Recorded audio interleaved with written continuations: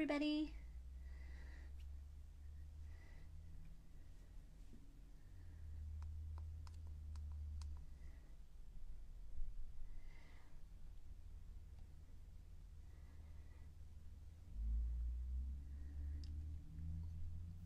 Sorry for that reflection.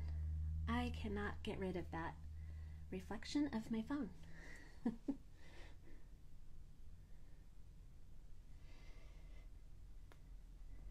Allie, you made it. You gobbled down your dinner.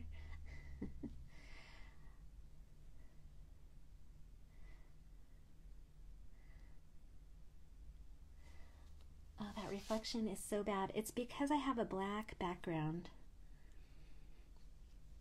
But I really want to do this with a dark background. Oh, and now you can see me looking at my reflection. Okay, not my reflection. I was looking at the phone. Okay, well, we're going to get started. I wanted to show you some photos I collected from Unsplash and Pixabay. And I wish I could easily direct you to them because I spent a lot of time just looking for really great ones. I entered the word dewdrop as one word, dewdrop as two words, water drop, all these different ways. But I thought this one was really pretty with the purple. And that's a whole bunch. Of course, you don't have to do them all. Blueberries with water. This really pretty flower petal one. So what I look for is, just for this lesson, is like this one showing you how sometimes there's some light that's kind of refracted or something magnified. So this one you can see, I did take a screenshot so you can see the person who kind of posted this photo on Unsplash. So you can come back and watch the video again when I post it in IGTV and take a screenshot of that. That one's pretty. I drew this one. That one I'm going to draw. And this is the one we're doing today just as a reference because it does show the little light down here and it's a nice easy reflection on the water droplets. And then this is one that I drew. Oh, where's the reference photo for that? I may have deleted that already. And I just drew this one this morning. I'm liking that one. So I wanted to show you this one because the techniques I'm going to show you are easy to use for any shape.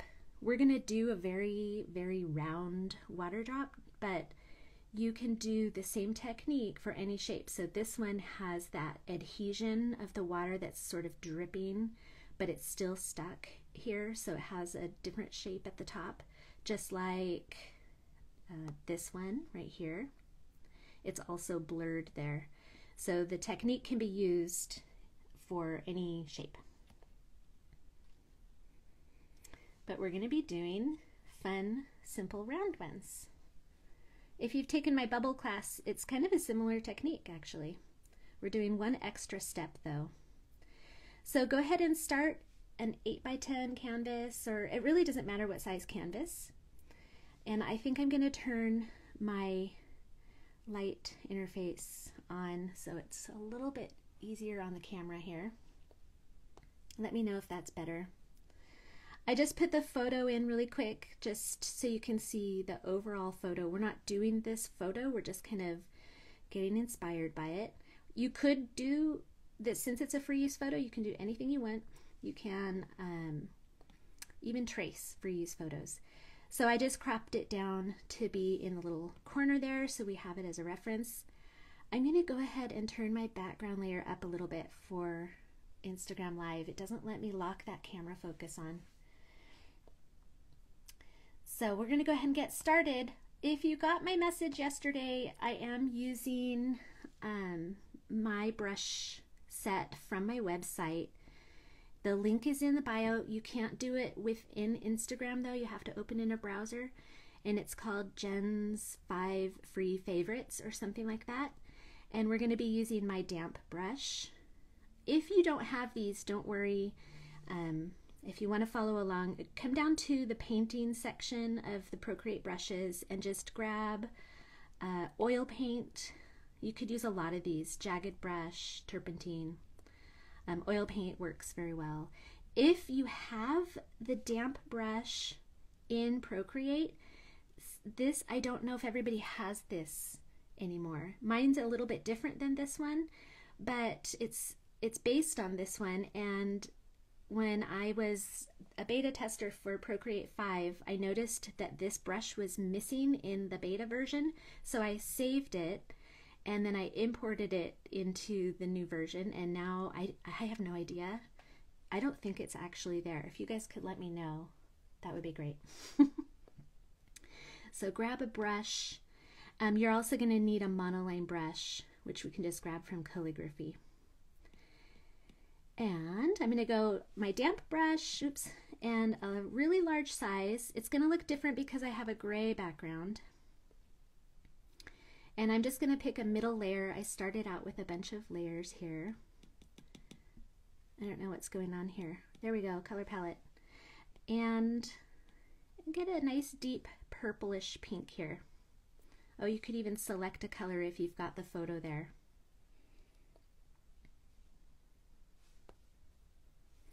So I just, which direction did I go on my example? I just wanted to put some stripes here. This really doesn't look as good without that black background. I'm going to go a little darker there. And then I'm going to brighten that. I'm having a hard time selecting my color palette. I'm going to brighten that a little bit on top and not cover all of it, so I have that darker area underneath. And you can do this a couple of times and just get a little bit of layering going on with some darks and lights. And we're already ready. This would be your flower petal or your leaf, so we're not going to spend a bunch of time doing that part, so I thought I'd just do that quickly. And we're ready to go ahead and go to a new layer. I guess we could have done that way low. You don't need to move it now, but go ahead and go into calligraphy and get the monoline brush. And then pick any color. And you can do as many dewdrops as you want right now.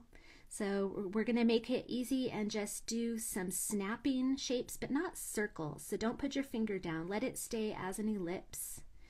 And then edit that ellipse and just kind of make it, I don't know, this one looks longer straight up and down, but that's because that flower petal kind of goes that way. You might want to make it kind of in the direction of your flower petal. So get that situated and fill. And do that for as many as you want. So we're going to do all of them on the same layer. Edit shape, rotate that ellipse. Maybe do 3 different sizes here.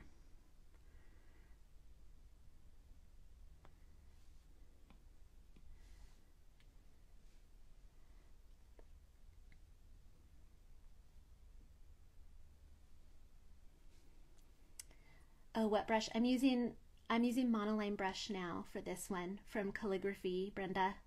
I was using Jen's damp brush.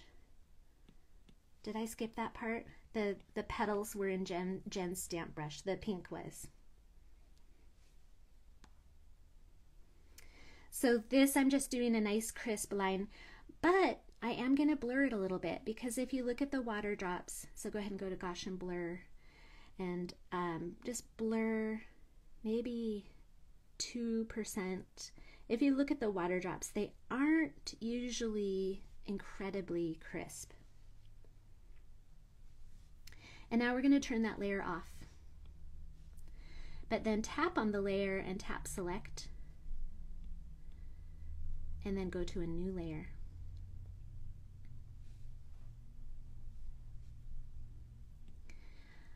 I'm going to go back up to my Jen's Free brushes. Using these sort of watery brushes, the Soft Larapuna or the damp brush with a selection, is a little tricky because it kind of pulls in empty space kind of clear over into the image, and it's hard to manage. So even though these don't have a lot of texture, I'm going to go ahead and use my wide pencil stroke, and I'm going to blend it anyways, so I'll just blend most of the texture right out. So if you look at these, you know what, I'm going to turn my selection off. You can keep yours on. We have some darkness over here and a lot of darkness over here, and it's all kind of in that top half. This side goes, we're just looking at the drop itself, not outside the drop. This side goes down a little bit more. This one's really dark on the side. This one's really dark on the top. So just kind of get a general idea. I'm going to make my selection again. If you can't see your selection very well, you can go into Prefs and change the selection mask visibility right here. And I am on black. What is going on? And I'm on my wide pencil stroke. I'm on a pretty big size, and I'm just going to add some over here, up here, and then remember there was a lot on this side over here. We're going to be smudging this, so don't worry. Looks messy right now. And just do all three at once. So that's why it's easy to do a whole bunch. You can just do them all at once. Tap and hold the smudge tool so you get the same brush. And then just kind of blend. If you want a bit of a painterly look, you can use any brush. I mean, I'm just using my brushes. I don't know why I'm using my brushes. I used my damp brush on the flower part because I really liked that. This part, you can use any brush. I did one of these, I'll show you. The one I did this morning was all in a Larapuna. So it has a nice painterly texture, and so do the drops, or it's just one drop in that one. So I'm just smudging, and I'm leaving it kind of darker along the edge, and then it's fading out towards the center.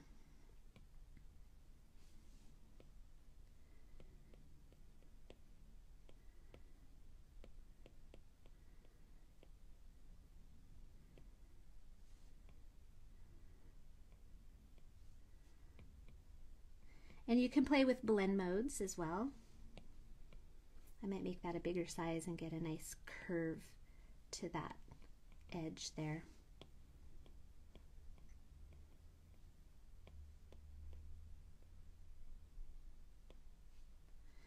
So keep the selection on and go to a new layer and go to white. And now if you look at your reference photo, it's brighter down here. We don't need to brighten the whole entire light area. Some of that is the color of the flower petal shining through. And you can do this on a leaf. So remember, this technique is really useful for all sorts of shapes. So if you see a water drop that isn't this perfect ellipse, that's totally fine. We're not using this blend mode on this, but I am going to go ahead and keep it here while I smudge. You can go ahead and change it to overlay if it's easier. This is going to brighten the pink. Sometimes overlay with white doesn't give you the results of just a brighter version. So depending on what color your base color is, you might want to choose a different blend mode, or maybe a similar color to that petal color, and then try overlay. You just kind of have to experiment. Red I found is one of the ones that is kind of tricky. So you can see I just put it on overlay, and it's made it just a brighter version of that base color. So I'm just blending and keeping a majority of that concentrated at the bottom. If you forget to blur your base layer that you use as a selection before you start, you can actually, as soon as you're done, you can go in and blur each layer separately. So that's what I've been doing actually. All right, I'm going to check for questions. I see people joining, but I don't see any questions. That's good. Feel free to ask questions. So sometimes you can see a lot of texture, almost like this is a little magnifying glass. Especially on leaves, it seems to emphasize the veins in the leaves. So I've been picking my my reference photos carefully to avoid too many veins because I just didn't feel like drawing a whole bunch of veins. But you can, whatever you feel like doing. Okay, so I'm going to a new layer for the little super shine. It's just a couple little lines. This one's almost a light purple and then a white up there. So I'm going to come down to pretty small size since I'm on this. Let's go to the brush. Since I'm on this textury brush, I'm going to blur it.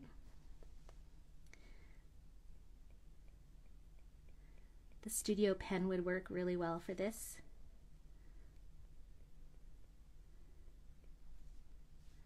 And then I'm going to go to a very light grayish purple. If you look at the reference photo really closely, this lower one is purple. And then I can go ahead and blur them now, just a little bit. So that's like 2%, maybe even less, 1.8, 1.7. So now's a good time if you have a lot of texture showing underneath in your reference photo, like this one's got the speckles. I'm not going to do that because this one has speckles because here, I'll turn the selection off. The flower petal has speckles and they're just kind of amplified in here.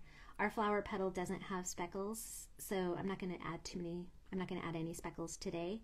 But you would just do it the same way. You would have the selection on and then probably go to a layer that's under the dark and the light and add some, whatever, the veins or the speckles or whatever there is. So then next thing we do is go back to our base layer, the one with the dots, and tap select, but then tap invert. So when that happens, you can see your little selection mask is on those. And now we're going to use this. This blocks those from us drawing in that space at all. So now we can add the shadows. So depending on your reference photo, you're going to see shadows of all sorts, depending on the angle of the sun. Sometimes you'll see this really cool glow coming through, sometimes you won't. Sometimes you'll see the shadow coming around one side a lot. This one looks like the angle of the sun was pretty low and it's casting a really long shadow. So pay really close attention to the shadows. This is important because you can end up making your bubbles, your dewdrop look like it's floating if you're not careful about the shadow. And don't be afraid of using a really dark color. So to prevent the floating look, just make sure if you see a dark color going all the way up to the edge, make sure you get that dark color coming all the way up to your edge as well.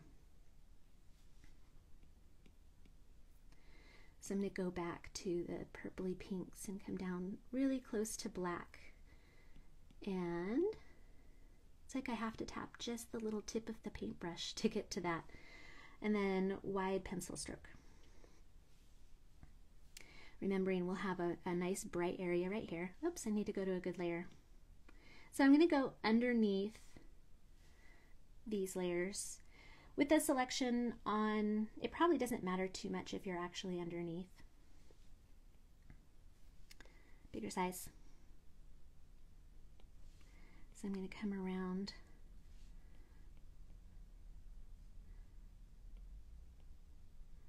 I'm going to be smudging, so. When you're smudging with this selection on, you can easily pull in no color into your space. So you have to be careful what direction you're pushing your brush around, and I'll show you that here. So you don't want to pull emptiness in. It's almost like a blank page up here and you're just pulling like that. So pulling up towards the bubble is probably a better plan.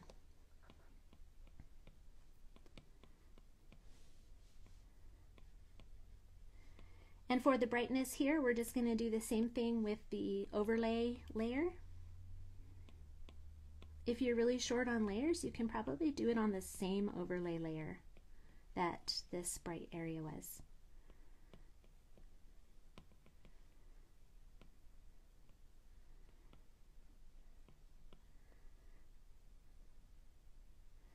Yeah, that shadow is really pulled down here.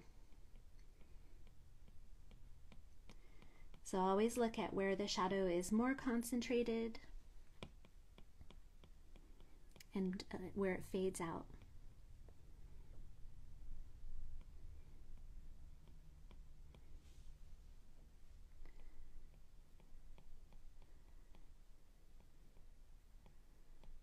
Is everyone doing okay? Are you following along?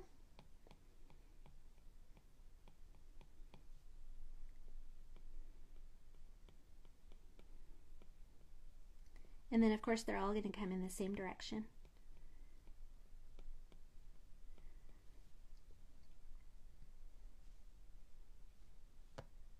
Thanks, Gabby. And oh, we're going to go to white for that bright.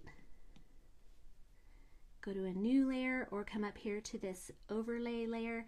If you can, do it on a different layer just because you might want to change the opacity without messing the opacity on this.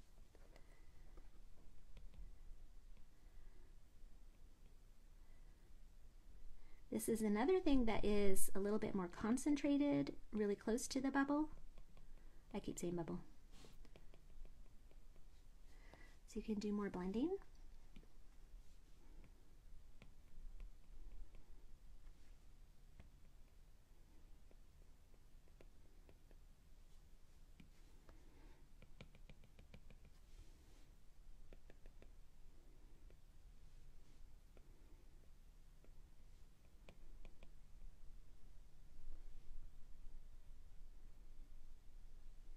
Then take your selection off and zoom out and take a look.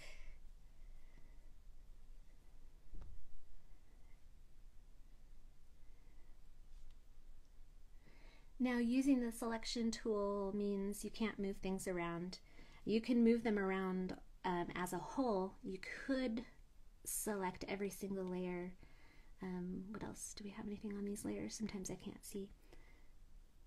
And you can select a whole droplet and move it around like that. But you can't decide you want one part smaller or bigger because it's because we didn't use clipping masks, right? So for example, right, it doesn't work to mess with it too much.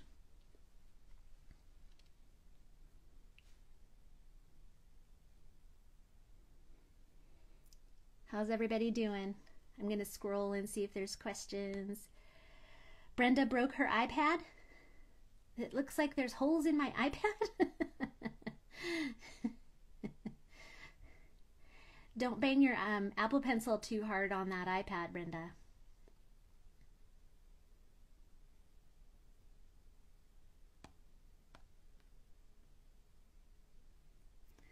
So we're done. I don't know how long. That didn't take very long. So I'm going to show you a couple of others that I did.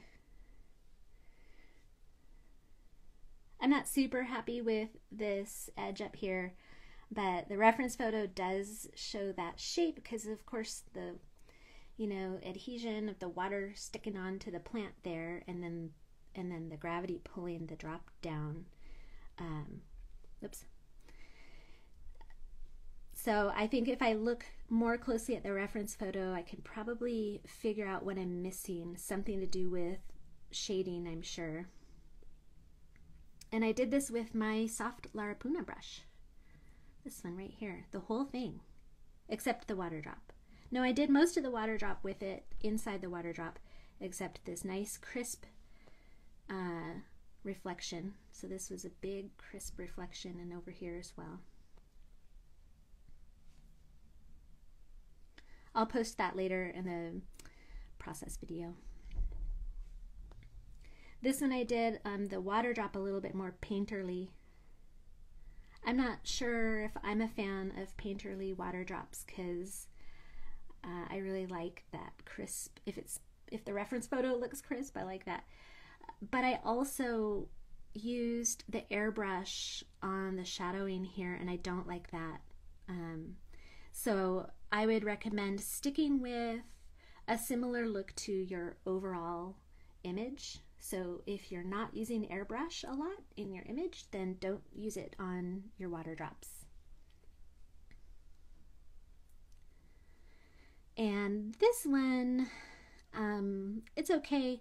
The reference photo has a whole bunch of water drops along that, and it looks really interesting because of that. And I was trying to be lazy and get away with not adding all of those, and it's just not as interesting. But again, you have a different shaped water drop, and I just put it behind, so that base shape is behind the leaf. So it comes down here. If you look at the reference photo, you can see it comes down here, and it has this weird little adhesion over here. And so I just put it on a layer underneath the leaf, so it just is hidden there. And that's it. I think this is my favorite. Oh, let me look at some other photos. We already looked at, so this one's nice. This one should be nice and easy, with not as strong of a glow, but definitely has a glow over here. You can see it more concentrated here. You can see only a couple veins from the flower petal there.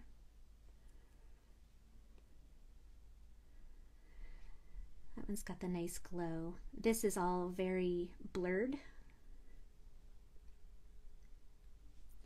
And even these have a teeny tiny glow.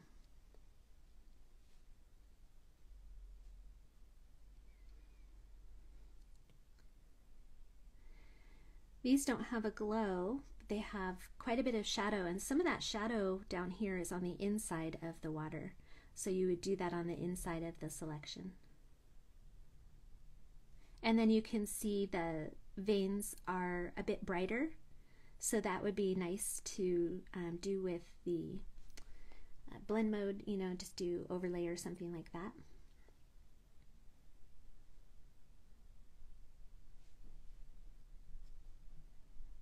Love your paintings, thank you. Looks like a snail.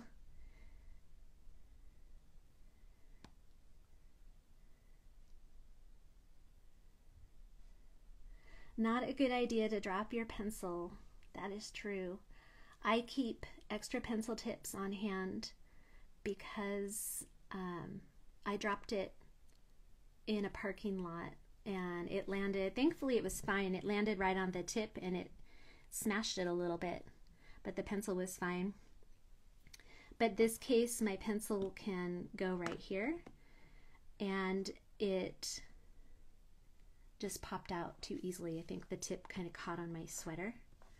There is a pocket on the back of this though, so that's where it should be kept when you're walking in a parking lot. And now it is from now on. All right, we're done. If there's any questions, this is a similar style, similar method, I should say, to the bubbles using the selection tool. So I have a super quick mini class on 3 styles of bubbles. And then this is my compilation of 3 classes, the class on creating scenes with depth, and the character class a little bit. It's a totally new drawing from what we do in class, and the bubbles. Thanks, Brenda. Thanks for coming after your crazy day. I'll talk to you soon. You followed along, Gabby. Thanks. Great. Yes, check out my classes. I think I also used all the brushes from the scenery class in this one, except the bubbles. Thank you. All right, bye guys, gals, mostly gals. Bye, Allie. Oh, someone just joined. We just finished So, oh, Leo was screaming, Veronica. I'm sorry. I thought my voice calmed him. If you're just joining, this will be a recording in my IGTV in just a minute. All right. See you later, guys.